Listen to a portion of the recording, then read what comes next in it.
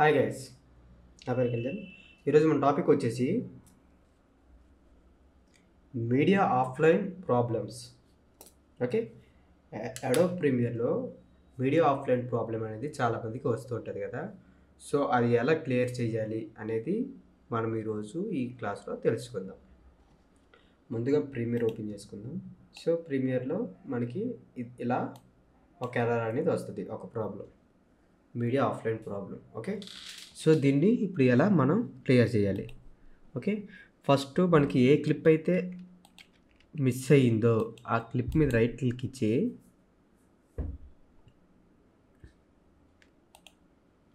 Reveal in project అన్నది కదా, అది ఓపెన్ చేయండి. సో మనకి ఈ ఏదైతే ప్రాజెక్ట్ ప్యానల్ ఉంటుందో, ప్రాజెక్ట్ విండో, ఆ ప్రాజెక్ట్ ప్యానల్లోని ఆ విండోలో మనకి ఒక క్వశ్చన్ మార్క్ అనేది చూపిస్తుంది. ఓకే, ఆ క్లిప్ మిస్ అయినట్టు.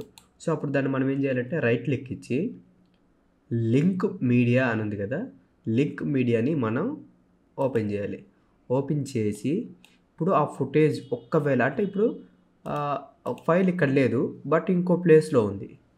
ఎక్కడుంది? అది నాకు డెస్క్టాప్లో ఉంది. సో అప్పుడు మనం ఏం చేయాలి? సో దాన్ని లొకేట్ చేయాలి. ఓకే, లొకేట్ అని కొడితే మనకి దిస్ పీసీ అనేది ఓపెన్ అవుతుంది. సో అప్పుడు ఏం చేయాలి మనం? అది డెస్క్టాప్ మీద ఉంది కాబట్టి ఓకే, డెస్క్టాప్ మీదకి మనం వెళ్ళిపోయాం. సో నాకు మిస్ అయిన క్లిప్పు నెంబర్ ఎంత? C0134. ఓకే, దీన్ని నేను రీప్లేస్ చేస్తున్నా. So problem clear. Okay, so same clip add అయింది కాబట్టి సో ప్రాబ్లం అనేది క్లియర్ అయిపోయింది. సో చాలా ఈజీ అనమాట. ఒకవేళ ఎవరికైనా ఆ ఇష్యూ వచ్చింది అంటే మీకు ఒక క్లారిటీ రావాలి. ఒక ఫైల్ మిస్ అయింది, ఏవైనా కొన్ని ఫైల్స్ మిస్ అయినప్పుడు మనకి ఆ ప్రాబ్లం అనేది వస్తుంది.